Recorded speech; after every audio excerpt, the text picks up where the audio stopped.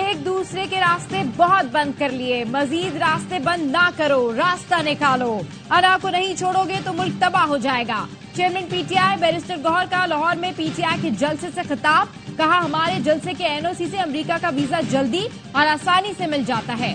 سلمان اکرم راجہ نے خطاب میں کہا 8 فروری کے فریب سے جھوٹی حکومت بنائی گئی، اب جھوٹی حکومت آئین میں ترامیم کرنا چاہتی ہے، اس کے خلاف لڑنا ہوگا۔ لطیف کھوسا بولے حکمرانوں نے آئین پر شب خون مارنے کی کوشش کی، ملک کو لوٹنا بند کرو ورنہ عوام بنگلہ دیش کی طرح بھگا دیں گے۔ پی ٹی آئی نے قاہرہ مویشی منڈی میں میدان سجایا تھا۔ نون لیگ نے تحریک انصاف کا جلسہ ناکام قرار دے دیا۔ وفاقی وزیر اطلاعات عطا طاہر نے کہا پی ٹی آئی کو جلسے کے لیے فری ہینڈ دیا لیکن لوگ نہیں آئے، پنجاب والے مہمان نواز لوگ ہیں، رکاوٹ کھڑی نہیں کی، راستے کھولے، فلاپ جلسے کے بعد یہ جرت نہیں کر سکیں گے کہ کہیں جلسہ کریں۔ پی ٹی آئی رہنماؤں نے عدلیہ کے خلاف بھی ہرزہ سرائی کی، این آر او نہیں ملے گا، مقدمات کا سامنا کرنا پڑے گا۔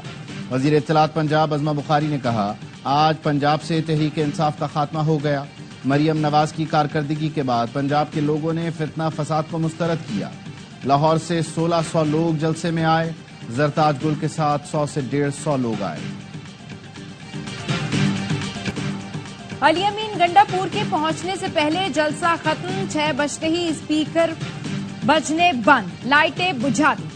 لاہور انتظامیہ نے ٹائم ختم ہوتے ہی پی ٹی آئی کا جلسہ ختم کرا دیا۔ پی ٹی آئی اسلام آباد کی طرح لاہور میں بھی وقت کی پابندی نہ کر سکی، ڈیڈ لائن کے بعد بھی جلسہ جاری تھا، پولیس کو اسٹیج تک آنا پڑا، قیادت کو اسٹیج سے اترنے کی درخواست کی، ڈی جے سے ساؤنڈ سسٹم بند کرایا، جلسہ گاہ میں اندھیرا چھایا، کارکن موبائل جلا کر جلسہ گاہ روشن کرنے کی کوشش کرتے رہے۔ انتظامیہ نے جلسہ ختم کرنے کے لیے 6 بجے کا الٹیمیٹم دیا لیکن پی ٹی آئی رہنما سڑکیں ناپتے رہے۔ بیرسٹر گوہر ٹائم ختم ہونے سے 15 منٹ پہلے آئے۔ علی امین گنڈا پور قافلے کے ساتھ جلسہ ختم ہونے کے 2 گھنٹے بعد جلوہ افروز ہوئے، کارکنوں کے بیچ کھڑے ہو کر لہو گروانے کی کوشش کی، کہا جلسہ گاہ آ کر حاضری دے دی ہے، سلام قبول کریں۔ وزیر اعلیٰ خیبر پختونخوا کو جلسہ گاہ پہنچنے میں دشواری کا سامنا، پنجاب حکومت نے دعووں کے برعکس کنٹینر لگا کر راستے بند کیے۔ علی امین گنڈا پور جلسے کے راستے میں رکاوٹیں دیکھ کر غصے میں آ گئے، بندوق کا بٹ مار کر راستے میں کھڑے ایک ٹرالر کا شیشہ توڑ ڈالا۔ علی امین گنڈا پور کے ساتھ موجود کارکنوں نے بھی کنٹینروں پر لاٹھیاں اور پتھر مارے۔ انتظامیہ نے گنڈا پور پر اسلام آباد جلسے کی تقریر پر معافی مانگنے کی شرط لگائی تھی۔ علی امین گنڈا پور بندوق لہراتے ہوئے لاہور آئے تاکہ کوئی فساد ہو۔ مریم اورنگزیب کہتی ہیں مریم نواز نے جلسے کی اجازت دی لیکن علی امین گاڑیوں کے شیشے توڑتے آئے، لوگوں کے نہ ہونے کی وجہ سے علی امین گنڈا پور تاخیر سے آئے۔ علی امین گنڈا پور کو ٹھنڈ پڑ گئی ہو تو مریم نواز سے کارکردگی کا مقابلہ کر لیں، عوام نے آج پی ٹی آئی کو مسترد کر دیا۔ خیبر پختونخوا میں حکومتی ریٹ ختم ہو چکی، پولیس کے پاس ہتھیار اور وسائل نہیں، تنخواہیں بھی کم ہیں۔ ہم نے تحریک انصاف کو پورا منصوبہ دیا تھا لیکن اب وہاں بدترین صورتحال ہے۔ گورنر خیبر پختونخوا فیصل کریم کنڈی کہتے ہیں وزیر اعلیٰ نے افغانستان سے بات کرنے کا کہا، جو ہمارے ترانے اور ملک کی عزت نہیں کرتا میں بھی اس کی عزت نہیں کروں گا۔ علی امین گنڈا پور قونصل جنرل کا دفاع ایسے کر رہے تھے جیسے وہ افغان صوبے کے وزیر اعلیٰ ہوں۔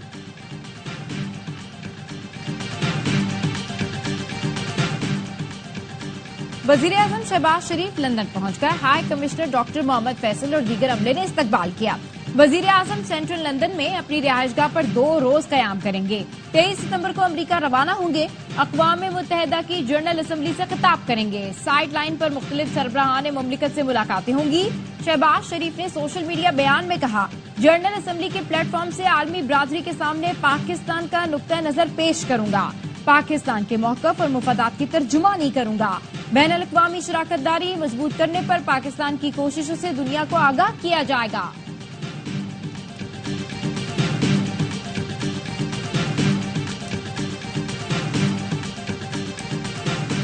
مخصوص نشستوں پر 14 ستمبر کو اکثریتی ججوں کی وضاحت پر چیف جسٹس نے 9 سوالوں کا جواب مانگ لیا۔ چیف جسٹس کا رجسٹرار سپریم کورٹ کو خط سوال کیا، الیکشن کمیشن اور تحریک انصاف نے وضاحت کی درخواست کب دائر کی؟ درخواستیں پریکٹس پروسیجر کمیٹی میں کیوں نہیں بھیجی گئیں؟ متفرق درخواستیں کاز لسٹ کے بغیر کیسے سماعت کے لیے فکس ہوئیں؟ کیا رجسٹرار آفس نے متعلقہ فریقین اور اٹارنی جنرل کو نوٹس جاری کیا؟ किस कमरा अदालत या चैम्बर में दरख्वास्तों को सुना गया और किसने समाअत की? दरख्वास्तों पर फैसला सुनाने के लिए कॉज लिस्ट क्यों जारी नहीं की गई? फैसला सुनाने के लिए कमरा अदालत फिक्स क्यों नहीं किया गया? ओरिजिनल फाइल और ऑर्डर सुप्रीम कोर्ट ऑफिस में जमा हुए बगैर फैसला कैसे अपलोड हुआ? फैसला सुप्रीम कोर्ट की वेबसाइट पर अपलोड करने का हुक्म किसने दिया? मखसूस नशिस्तों का अक्सरियती फैसला सुनाने वाले 8 जजों ने 14 सितंबर को वजाहत जारी की थी। लिखा, इलेक्शन कमीशन पीटीआई को अक्सरियती जमात तस्लीम कर चुकी। सर्टिफिकेट जमा करवाने वाले तमाम अरकान तहरीक इंसाफ के तस्वुर होंगे। इलेक्शन कमीशन जिम्मेदारी फौरी पूरी करे।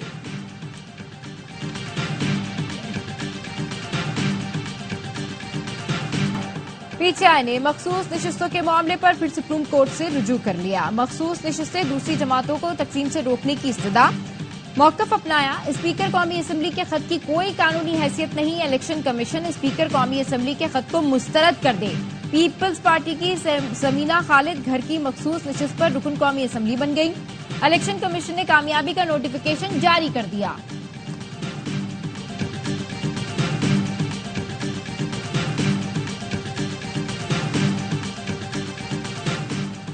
Practice and procedure ordinance Lahore high court में चैलेंज।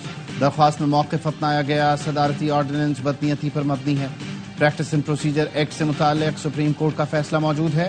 ऑर्डिनेंस से सुप्रीम कोर्ट के इख्तियारात को कम या ज्यादा नहीं किया जा सकता। सुप्रीम कोर्ट बार का कहना है सदारती ऑर्डिनेंस वकला बिरादरी की तवील जिद्दोजहद से इन्हिराफ है। ऑर्डिनेंस अमली तौर पर 2023 एक्ट को मनसूख करने के मुतरादिफ है, जो नाकाबिल कबूल है। पाकिस्तान बार काउंसिल के भी सदारती ऑर्डिनेंस पर तहफ़्फ़ुज़ात का इजहार। एलामिये में कहा, हुकूमती ऑर्डिनेंस पाकिस्तान बार काउंसिल के सामने रखा जाए। वजीर आजम होश के नाखुन लें, चीजों को मेरिट पर चलना चाहिए, इन्हें क्या पड़ी है वो जजों की सिलेक्शन खुद करें। गवर्नर पंजाब सरदार सलीम हैदर की तनकीद। कहूटा में इंटरनेशनल लॉ कॉन्फ्रेंस से खिताब में कहा, वजीर आजम कहते हैं 5 या 3 जजों में से इंतखाब करेंगे। सुप्रीम कोर्ट पे कोई भी मेरिट पर चीफ जस्टिस बनता है तो बनने दें, जब कोई रिटायर होता है तो उसको जाने दें। एक्सटेंशन क्यों देते हैं?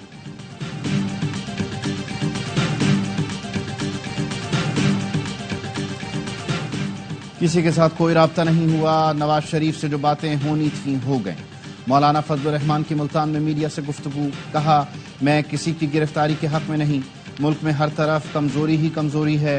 महंगाई, बेरोजगारी, अमन व अमान की सूरत हाल सबके सामने है। अब तो एक नया मसला, आइन का मसला सबके सामने है।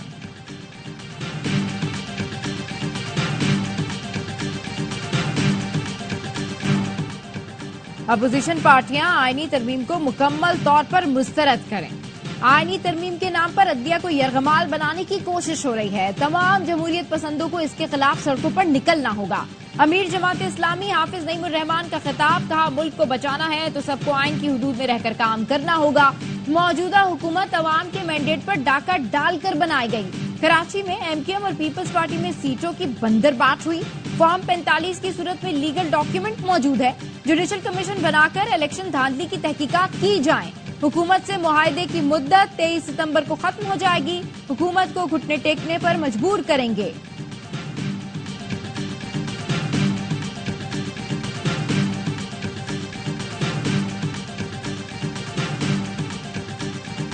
पीटीआई आईनी तरमीम की हमायत करती है। किसी सूरत में भी इस पार्लियामेंट से वो पाकिस्तान के अवाम से गद्दारी का मरतकब होंगे। तहरीक इंसाफ आईनी तरमीम के ऊपर मौलाना फजल रहमान से या किसी से भी ये साजबाज करे, इसी असम्बली आईनी तरमीम लेके आए जो लोगों की नुमाइंदा ही नहीं। जाना तो है ही है, इस असम्बली में आपने इस्तीफा देना है, चाहे 4 महीने में दें या 6 महीने में दें। तहरीक इंसाफ आईनी तरामीम की हिमायत करती है तो ये अवाम से गद्दारी होगी। फॉर्म 47 की पार्लियामेंट में पीटीआई को इजाजत नहीं है कि किसी आईनी तरमीम की हिमायत करे। साबिक वफाकी वजीर फवाद चौधरी की प्रोग्राम एतराज है में गुफ्तगू। कहा, पीटीआई को आईनी तरमीम के लिए मौलाना या किसी और से साजबाज की इजाजत नहीं। ये असेंबली अवाम की नुमाइंदा नहीं, इससे तो बाहर जाना ही है। पीटीआई अरकान को मुस्ताफी होना है 4 माह बाद या 6 माह बाद।